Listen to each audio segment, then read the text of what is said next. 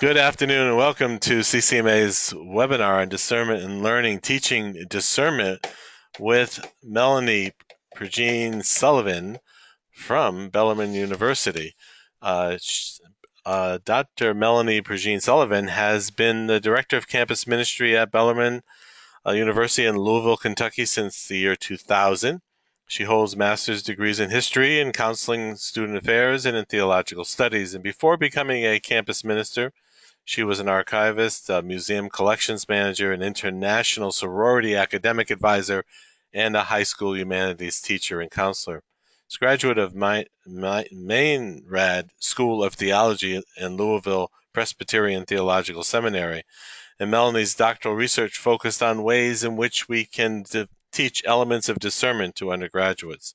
Most recently, she was a recipient of the NetView, or the Network for Vocational Undergraduate Education grant, where she co-facilitated a cohort of faculty to teach discernment across the disciplines. As an example, in literature, health sciences, philosophy, theology, theater, and the cross-curricular core. Melanie is certified by and serves as a committee member of the Catholic Campus Ministry Association.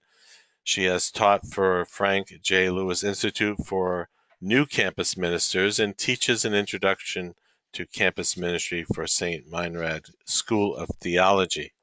So we welcome Melanie, and I will now turn this webinar to her. Welcome, Melanie.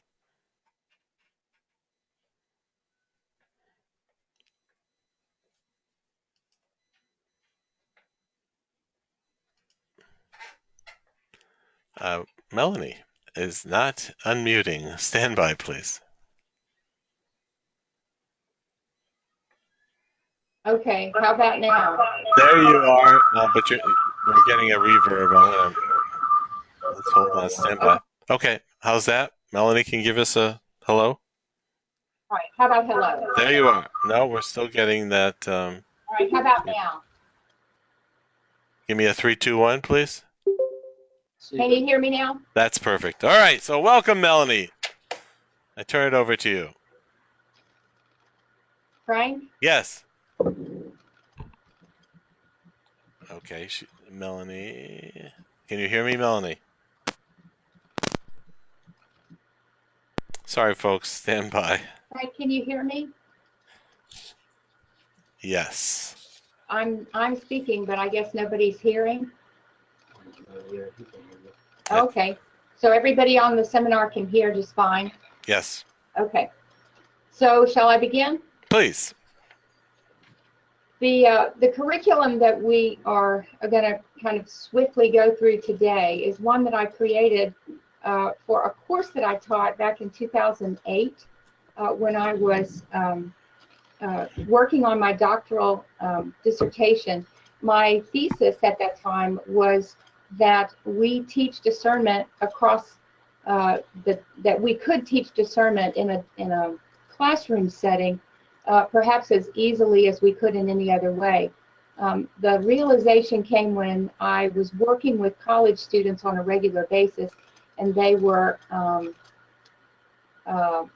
coming in to ask me how I could help them to figure out what their call might be. And I realized that I was trying to teach them about discernment at the same time I was trying to teach them to discern. And the metaphor that I used was, it would be like trying to teach somebody to be an Olympic ice skater and they didn't even know how to start or stop on the ice. And so why weren't we teaching discernment skills a lot earlier so that they could practice them and basically hone those skills long before they needed them for the big decisions that they were making about what they were going to major in or what they wanted to do when they grew up. So we tried I tried using several different ideas in a classroom setting, and it was so popular that the students' review of it gave us a 99th percentile on the course. And then I created a curriculum to teach discernment, and I've been using that in various and sundry ways, both at Bellarmine and then on a statewide level at retreats, and then national level at national religious convocation meetings and that sort of thing. So when CCMA asked me if I would do this, I said yes, but what I'd like to do is also put in a plug for an organization beyond CCMA, which is the Network for Vocational Undergraduate Education, that is a branch of the Council on Independent Colleges, because they've been using Lilly Foundation money, millions and millions of dollars of Lilly Foundation money, to help people on all campuses figure out a way to have these vocational conversations and to teach discernment in a number of different ways. So the first thing that I know we all have when we talk about higher education is we have assessments, and so we have to have learning outcomes. So the purposes today are really threefold. The first one is to understand that discernment is an effective means of making important decisions. And that is for those of us who are in faith formation, discernment involves not just a pro and a con list like you make on a yellow pad, but actually including God in that conversation. To look at a couple of different ways that people are teaching discernment and practicing discernment, and then to give you all some practical experiences with these, and lots, I hope, of references and resources. So for today's webinar, I am using this as my definition of discernment. So it's a process by which an individual who is rooted in prayer uses the resources of a faith community to confront those life-challenging questions with an understanding that God has a unique role for each of us to play in the world. And that whole concept of discernment is that definition, rather, of discernment is one that I literally use to make my goals and objectives when I'm creating a class or helping other professors on campus to incorporate discernment into their curriculum. The individual is really the person who's responsible for it. Our job is to facilitate it. We're working with each other, with the teachers and coaches, and I should also put in there the Career Counseling Center to help us with what we are doing. But it's really up to the students to engage in the practices, and it's up to them to decide what those practices tell them. Again, it's in higher ed, they always tell us that we're to walk alongside of the students. Even though we might be called advisors, we're not to give advice. We're to help them to uncover what's happening to them, or to discover for themselves what they need to do next. So they're rooted in prayer. And I use these two ideas in the pictures here to suggest to you that we have lots of different ways in which we approach what it means to pray. For some of our students, the little picture on the left is a real clear picture for them of how they engage in prayer, either with a prayer book or through Lectio, and that the Bible, which is I think what's depicted here, is the Word of God, and that God speaks directly through words. But the picture on the right is a photograph of from space of a hurricane in the Gulf of Mexico. And my suggestion is that rather than dialogue or linear kinds of conversations, sometimes we look at nature and see how it swirls around and spins off, and it's more circular than it is linear. And that for some of us, that's how God works in our lives. Neither way is exclusive to any particular faith tradition. So when I'm talking to students about praying for discernment, one of the first things I remind them is that discernment is about a relationship, and relationship involves at least two people. And so when you get to know yourself, that's one thing. But exactly what or who or how are you engaging in this conversation with this entity, this being, this divine spirit, this God? What exactly does that God look like? And so I do a little exercise with them that I call the adjective, noun, verb exercise, where I pretend for a moment that I am Melanie the Martian. I've just landed on your planet. I've been studying your language for years, and I understand English. I understand objects, and I understand verbs to some extent. But this abstract concept that you call God, I'm having a little bit of trouble understanding what you mean by that. And so I asked the students to do a little exercise. I asked them to put 3 lines on a piece of paper on the right-hand column and 3 lines in the left-hand column. And in the right-hand column, I ask them to pretend that I'm a very impatient Martian, and I want you to tell me what God is like using a noun. And of course, most of us respond with, well, I've never seen God, and so I'm not sure what kind of noun I could use, but I can try a metaphor. God is like a blank. And I tell them to do this very quickly. And if you want to, do it yourself right now. The reason you do it quickly is because you don't want to look at your answers and spend time judging them too long. You want it to be sort of spontaneous. God is like a blank. God is like a blank. God is like a blank. So now you have 3 nouns that tell me something, but I'm still an impatient Martian, and I want to know something more about a characteristic of this God. We might say an adjective or a descriptor. And so I say, do the same thing again, quickly. How does this God, how would you describe these nouns? And sometimes the words are FUL words, and sometimes they're ING words. Sometimes they're adjectives, and sometimes they describe the way that this creature that you call God behaves. But the point is that you end up with 3 descriptors and 3 nouns. And I'm a confused Martian now because you told me that you believe in one God. And so you end up with something like this. God is like a parent, God is like a friend, God is the creator. But then you say, well, God is merciful, God is loving, and God is generous.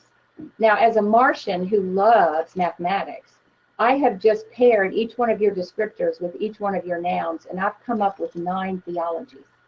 And you told me you believe in one God. This creates a wonderful conversation for students because what they recognize in a classroom is that it's not their religion or their faith tradition, their identity, and it's also not the descriptor they would use, like progressive Catholic or traditional Catholic or evangelical, reductionists, whatever. It's the idea that each of us operates with multiple theologies at any given time. Now, I'm going to pray to the God that best describes my needs at any given time. So if I'm giving thanks, for instance, at a prayer service that is a celebration of Earth Day, then I'm going to be using the creator metaphor probably a little bit more than if I'm in pain and I really want somebody to comfort me, in which case I'm going to be praying to the God that I consider my loving parent. That doesn't mean I believe in multiple gods. It just means that I have multiple theologies. And so when I'm practicing discernment, I want to know which one of these I'm going to engage in conversation with. Which one of these gods is going to peek through my prayer life and say, this is what I want you to do. Sometimes that's a coincidence. Sometimes that's a happenstance. Sometimes we call that a fingerprint of the Holy Spirit. But God intervenes in our lives and shows us different things in our lives at different times and manifests God's self as a creator or as a friend or as a parent. And sometimes I'll add the verb exercise to that, and sometimes I don't. But that takes us back to the takes us through that exercise. The second thing that I had to mention is that it's not a game of chance, and that it's not unusual for multiple descriptors for people in a classroom to have multiple descriptors in common, and that when they talk about that, they talk about their spirituality. They talk about being in a deliberate relationship or a conversation with God. And it's not a chance, and it's also not treating God as if God is a divine butler, someone who follows your orders, someone you only engage in conversation with when you need something and you want to point the way to something or tell God what to do. The elements of the discernment curriculum that we used are divided into 4 basic places. The first one is helping us to, or helping our students, for those of us who are involved in this, to help our students to tell their story. That's where the elements of the individual come into play, where they're allowed to tell you their own story of things that happened to them in their past, to write their spiritual autobiography, to begin taking notes on things that shifted or changed the way that they engage in decision making, how they ended up on your campus, whatever story it is that helps them to understand who they are. And some of those storytelling activities also involve using the Career Center to help with personality profiles, color or boat exercises, things that help them to know something about how they engage in life situations with other people. The second aspect of the course is to think theologically, to help them to take that silly little game we just played, that little theological exercise, and expand it and try to figure out what does it mean to look at every life situation that happens and to think theologically. Last night we had a prayer service on campus, an interfaith prayer service, and students from different traditions brought their favorite prayer. One of the students is a history major, and she brought a prayer that she had run into that had apparently been written by a Civil War soldier. And in that prayer, the soldier kept talking about all the things that he had prayed for, and that God had sent him the opposite. At first glance, the opposite. But in fact, what it did was it helped him to grow as a person. You know, something like, I asked you for an easy life, and you sent me hardships that caused me to grow and see others in ways that I needed to see them more. But the idea is that you want them to be thinking theologically all the time about life situations and coincidental conversations. The other thing that happened last night, which was kind of ironic, was I've been working with an alum who's been thinking long and hard about what it is that he's called to do. And one of his friends suggested that he should get a life coach. And coincidentally, yesterday morning, I got an email from somebody asking me if I knew any life coaches in Louisville. And then last night, on a rerun episode of Rizzoli and Isles, there was a conversation about a life coach. And so 3 times during the day, that term crossed my desk, and it hadn't crossed my desk in years. And so that's when I started thinking, I'm supposed to be paying attention to this. And to help students see that sometimes those fingerprints or conversations or coincidences like that, repetitions like that. The third thing is to help them to start asking the right questions. And then the last thing is a kind of a fun exercise, which we'll discuss at the end, that is sometimes called resting at the bottom of the U, that I encountered in a book called Presence, a business consortium published it a few years ago. And I'll tell you about it a little bit in a minute. So in telling the story, of course, you all have different experiences with writing a spiritual autobiography. If you're going to grad school in theology, it's probably part of your admissions process. But I use a simple one for most students, where I simply ask them to think of their first memory using all 5 senses, and to make sure that that memory is a real memory and not one that was told to them. For example, when I was 3 years old, my grandfather had a Studebaker, and that was a lovely classic car with horsehair carpet. It was in the 1950s, before there were seat belts. And one day we're driving, I'm in the passenger seat, somebody runs a stop sign, and he slams on his brakes to avoid hitting the person who ran the stop sign. I went skidding forward on the horsehair carpet and scraped my knees. I apparently stood up and in a very bossy voice told my grandfather that, and pointed my finger at him and said that grandfathers who drive Studebakers should not slam on their brakes when their granddaughters are in the car, and then sat down as if I was in charge. Now, that, for anybody who knows me, is an extremely accurate depiction of my personality. I have no doubt that as a 3-year-old, I was bossy and told my grandfather just that. But the truth is, I don't remember that story myself. I only know the story because he told it at every family reunion till I was about 15 years old.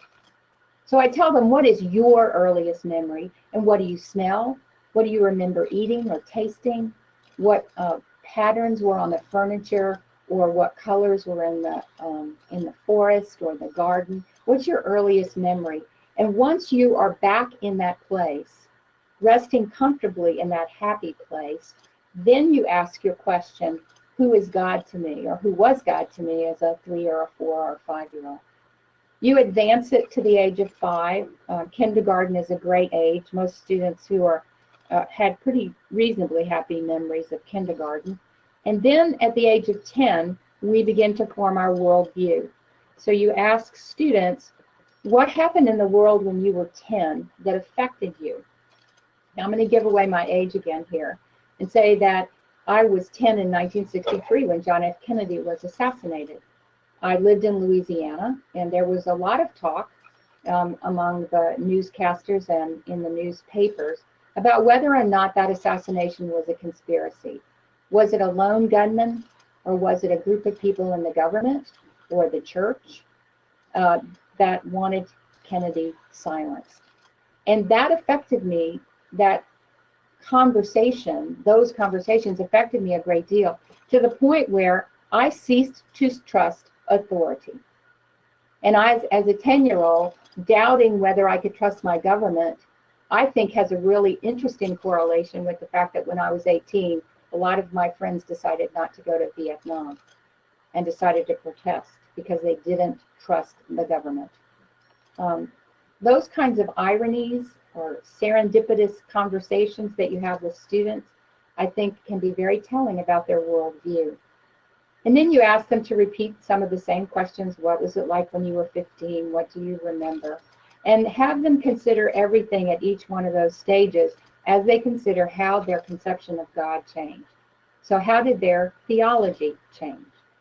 And as they're telling that story, they are going back to that notion of an individual in conversation with the divine who is going to help them to know what they are called to do.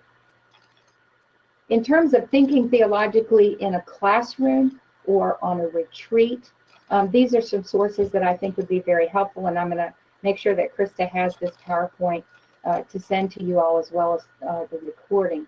These are just some of the places where I've encountered helpful hints for the classroom, so to speak, especially these biblical narratives at the bottom of the page.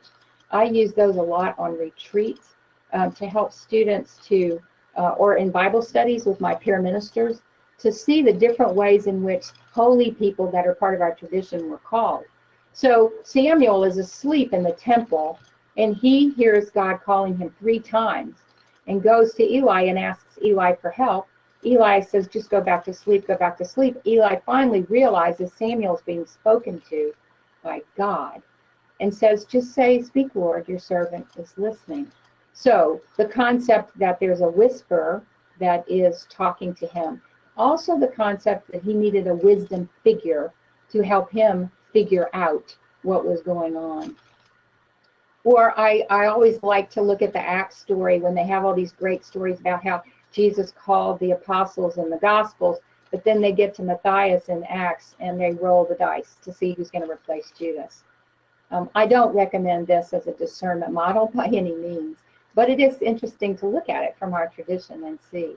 And then, of course, the response of Mary, who says yes, and how blessed she believes that she is because she's been chosen. But she recognizes that voice as the fact that it's coming from the divine, but she recognizes that she has a choice. So when we're thinking theologically, we're also thinking individually about how we can choose. This just crossed my desk. Actually, I saw it on Facebook. James Martin posted something on April the 7th, an article on discernment from America Magazine. So if you're taking notes on this, I would definitely ask you to add this to your list of potential references, because he talks about discernment as from the Ignatian standpoint, and I think it's a page and a quarter of very healthy summary of the Ignatian spiritual exercises. And that actually brings me to another comment. When I was first looking at discernment and trying to figure out how I needed to use it or how I could teach it, I was invited into a conversation with someone who was, I would say, hypercritical. And at the end of the conversation, he basically said to me that I had no right to teach discernment because I wasn't a Jesuit. And I remember thinking, right at that point, I think we have a different definition of discernment. And so for those of us who are working with students and trying to help them understand what it is, I think it is helpful for us to examine our own definition of discernment. And is it something that can only be practiced on a 30-day silent retreat with a Jesuit spiritual director? Or is it something we practice all the time? Is it a significant gift of the Holy Spirit that only a few people have? Or do we all have the capacity to discern? And is it only the big things that we discern, or is it sometimes the smaller things as well? Discernment is not just about, do I have a religious vocation? Am I being called to be a priest? What should I major in? Discernment is a daily activity, because the habits that we cultivate from our small discernments are the things that actually form us into who we are. If we practice asking God for help, advice, insight in the little things, then it'll be much easier, I think, when it's time for the big things. And then, of course, we have to ask the right questions, or to help students to ask the right questions. From the time we get them, at least in college, people have been asking them for 18 years, what do you want to be when you grow up? Instead of, what are you called to do? I remember reading a book by Deepak Chopra about 20 years ago, where he said that he refused to ask his children, what do you want to be when you grow up? He encouraged his children to look around and see where the problems were in the world that needed to be fixed, and encouraged them to see how they could make a difference in the world. So once they shifted from what do I want to be to what am I called to do, it shifted the way they saw the world and themselves in it. And in essence, what happened was they discovered their dream. What you don't want is also important. In fact, I say here, it may be as important as what you do want to do or what you are called to do. The kinds of things that students sometimes say they want to avoid, like the plague, are frequently hidden in fear or in consternation about something. And when they confront the fear, they realize that it was a bit more unrealistic. And we know that because we know that fear is the four-letter F word that Jesus cautions us against so much in the gospel. And so when they come to me and they're afraid of failing, or they're afraid of not being good enough or smart enough or whatever it is, then you confront the fear and you help them to realize that there's a perspective that they are missing.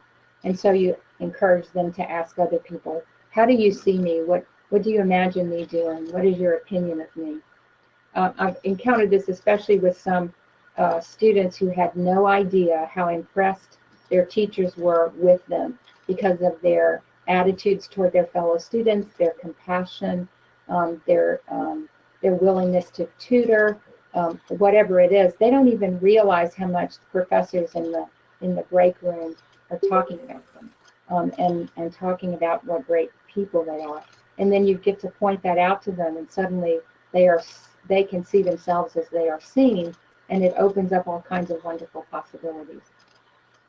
I promised you that I was going to say something about resting at the bottom of the U. And so I have these two letters on the screen. The letter V represents the way that we traditionally make decisions. We collect information, we do a little bit of research, we make a pro and con list, and then we reach a point at the bottom of the V where we make a decision. And then we go forward with that decision, and sometimes we stop along the way to do another assessment or ask another question. But it comes all the way up, and so that's just a sharp decision, a point. The other one is the U. And if you look at the U, what you can see is this elongated base, so that you're collecting all this information at the top of the U. You're collecting all this information, and then you're resting in it. You're going underneath it and sitting with the decision for a long time. we use this in the classroom setting. I said to the students, imagine something that you're working on carefully to discern. Now pretend that you've made the decision and live with that pretended decision for a week. So let's say you've pretended that you're going to take a job. Then even though you're still in college, don't stay up until 2 in the morning.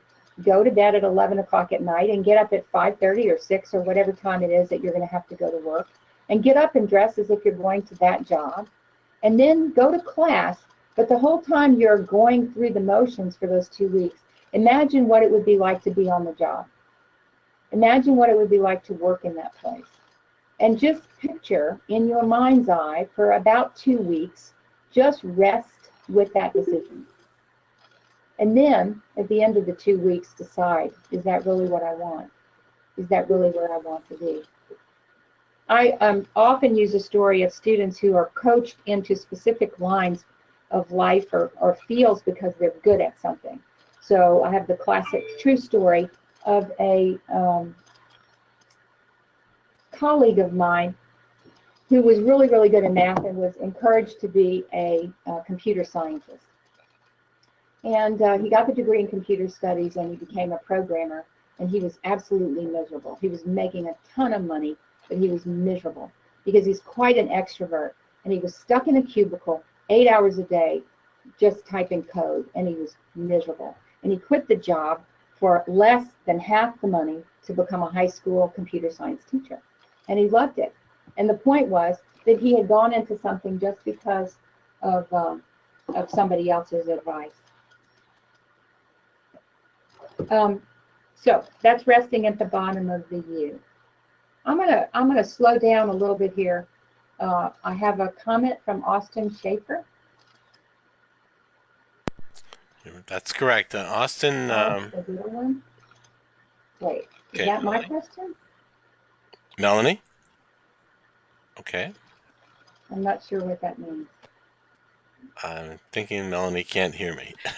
Frank, I can't hear your voice. You'll have to type it. Stand by, please. Copy and present. Okay. I'm not sure what's going on. Yep. So I'll just, okay, here we go. Here we go.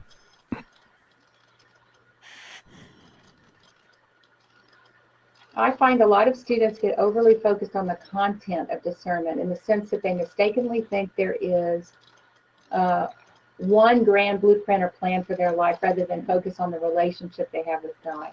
Excellent. This is wonderful. That there's no single blueprint, divine blueprint or plan that they're going to figure it out. I want to say that I think that this is probably the #1 challenge of the current generation that we're dealing with. Even 15 years ago, I didn't see this quite as much as I've seen it in the last maybe 6 years. And that is a great fear of choosing the wrong field. That there's only one way in which they will ever be happy. And that goes back to those theologies that, that God loves us and wants us to be happy, and that I might be happy if I choose one career path, and it may come up again, I may choose another career path later on. You heard my autobiography or in the introduction. I had no idea I was going to be doing campus ministry when I was 22 years old. I wanted to work in a museum. That's all I ever wanted to do. But each time that I changed careers, it was because something kept pulling me forward and inviting me toward. So I think it's really important for us to emphasize, thank you to the person who wrote that, that there's no one single answer that you have to figure out when you're 28. This generation, if they are healthy enough and if they keep healthy lifestyles and with medical science, could probably live well into the hundreds if the predictions are accurate. Nobody wants to be the same thing for 75 years. And so I think that the fact that they're going to have 6, 8, 10, maybe even 12 different careers or fields or paths, I think it's okay to tell them that. And that when they graduate from college, it's just the first job they have. It may not even be a career until they're in their 30s.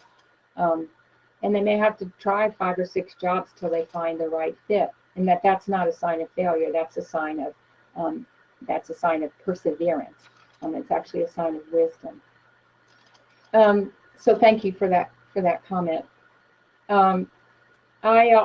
on this last slide, I wanted to suggest to you one of the things we did in the class.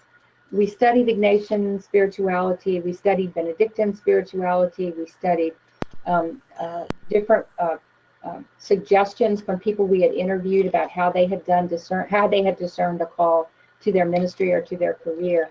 And at the end of the class, I told students I wanted them to create their own personal discernment model that they would be able to use later on when they encountered these same kinds of questions.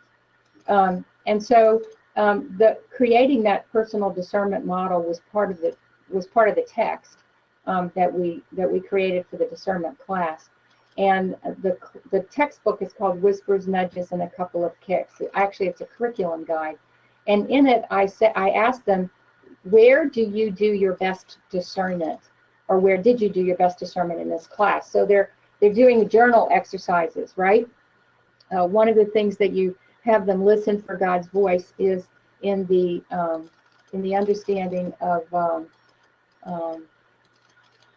Oh, okay. I'm finding some more questions here. Thank you, Sean. I have help here. I asked them to journal with questions repetitively. So if they're journaling through something that they would ask the question over and over and over again. Where did I see God today? Where was I able to be God's hands for someone in the world today? For what am I most grateful? For what am I least grateful? Whatever kinds of questions you have in journaling, that they would do it repetitively, and that they would choose their favorite question at the end of the semester and use that as part of their discernment model. And also, for some of them, discernment happens first thing in the morning when they're waiting for the sunrise, and for others, it's very late at night. So that was how they created their personal discernment model. Okay, here's a question. Can you say more about gifts, talents, how they might be a path of inspiration in the discernment process? Yes, actually, that is a great prompt to this very next thing. I use a lot of these gifts and talents and personality inventories that are on the bottom of the screen. I love Strengths Finder. I love the Gallup's focus on your strengths rather than your weaknesses. Instead of spending all that time thinking about what you're not good at, pay attention to what you are, where you are gifted. Myers-Briggs, the Strong Interest Inventory, anything that measures emotional quotient is helpful. And that's when I use the Career Center. And I use whatever kind of devices that they have available at the time to help students to see that. And it'll put them into categories, and they'll laugh about it. They'll say something like, you know, I took that when I was in the 8th grade and it told me I should be a taxi driver. And I'll say, well, you know, you would be a great taxi driver. And they get a little angry. I'm not spending all this money to be a taxi driver. And then I'm thinking, but what do you love to do? You love to listen. You love to hear other people's stories. You love the idea of traveling. You love the idea of listening to stories about where people have been born and raised. You actually would make a good taxi driver, but you know what? That's not the only place where you can take those gifts and talents. Maybe you could be a travel agent, or maybe you should be a counselor, or maybe you should be a social worker. What are those talents, and to look at them beyond whatever the first description is. This is a great new, I only discovered these two that are in the room here this week on a NetView seminar. This motivational core, it's real fascinating because it asks a lot of questions, and as they tell their story, the stories are loaded up, and they create these ribbons, kind of like word clouds, that helps them to see the things that motivate them the most, as opposed to looking at just atmosphere, but things that motivate. You know, are you a cheerleader? Are you the kind of person who likes to be out front? Do you like to be behind the scenes? Do you like to be in nature? And then this other one, this jobsology.com, is another one that I just found out about that is useful for the same kinds of instruments to help them look at their value system and how their values motivate them for different types of careers. When I first took career counseling back in the 90s, there were something like 3,500 jobs, and someone told me the other day that number has tripled. that there are jobs that people haven't even dreamed about that will be in existence in 20 years. Okay, I think we have.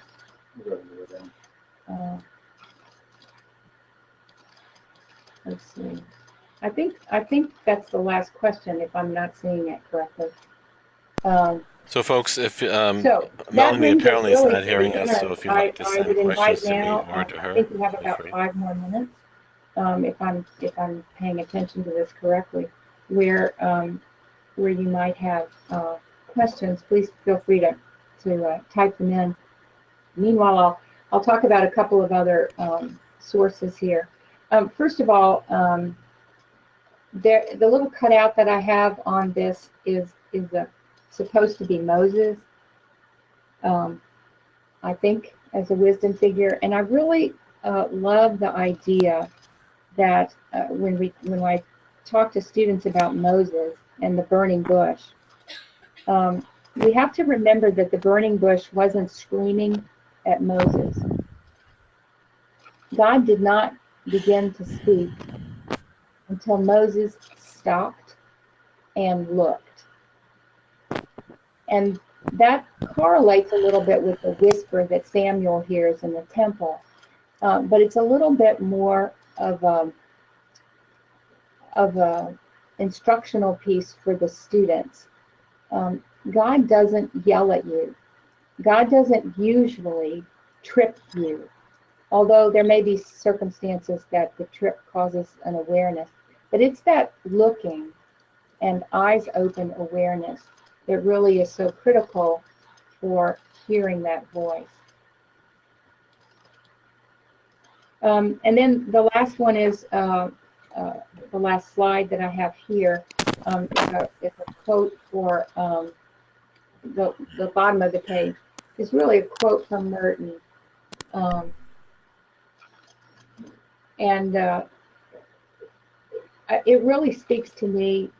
Of course, being at Bellarmine and having Thomas Merton's paper, he is our spiritual godfather. And so we're always quoting Merton. But this whole concept of our true self and false self, which was really at the heart of so much of what Merton wrote, I think it's helpful for students to see God doesn't, and I think others have said this, God doesn't expect me to be Mother Teresa or Pope Francis. God expects me to be Melanie. And I think that probably is what pushes me to do this over and over again with students in terms of discernment. It's like, how are you being true to yourself?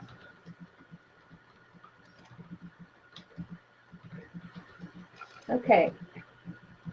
I think I'm typing in a response here to something I saw Frank wrote. So I can't hear him at all anymore. Something has gone wrong from our end. But I think if there are no other questions, then I can bring it to a close and ask Frank to take over. So let me just ask if there are any questions. Please send them over via text if you would, because Melanie will not be able to hear us.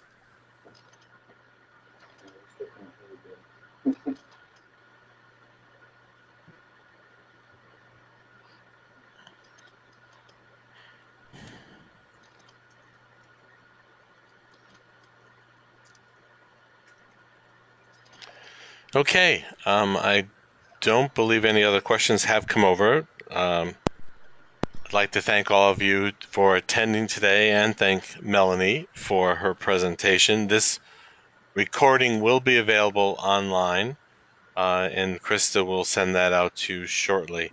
Just a few announcements. Please be sure to watch your email for more webinars in May and June.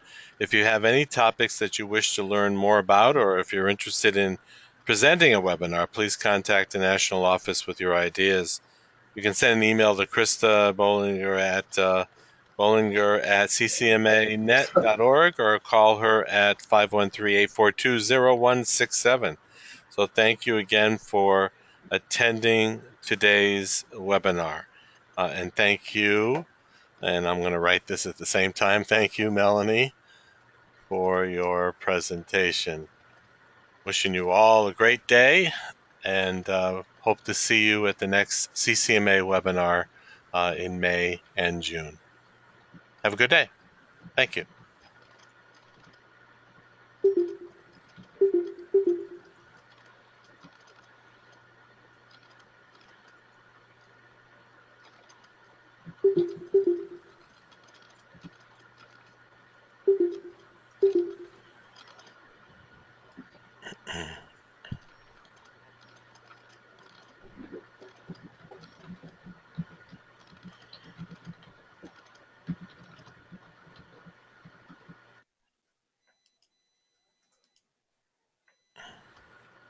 Okay, I'm talking again. Can you hear me?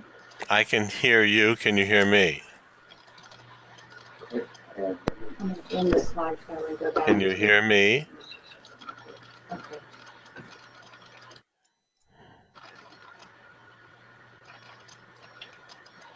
Frank, can you hear us? No. Yes. Let me go back to the phone. Testing 1, 2, 3.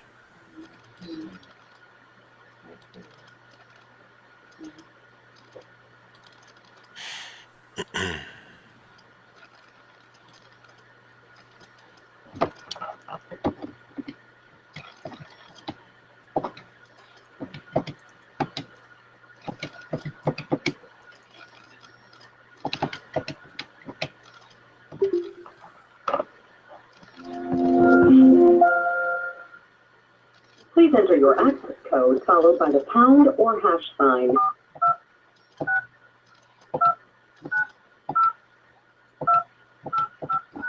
To enable audio controls, please enter your audio PIN followed by the pound or hash sign. If you do not, muted. Frank? Yes.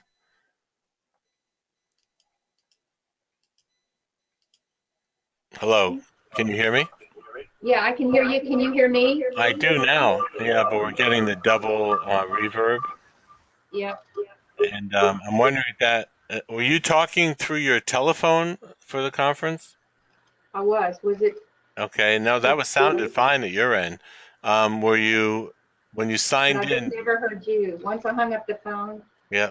Oh, you hung up the phone, or you used, how did you were speaking through the phone or through the speaker on your phone? Hello? I lost you.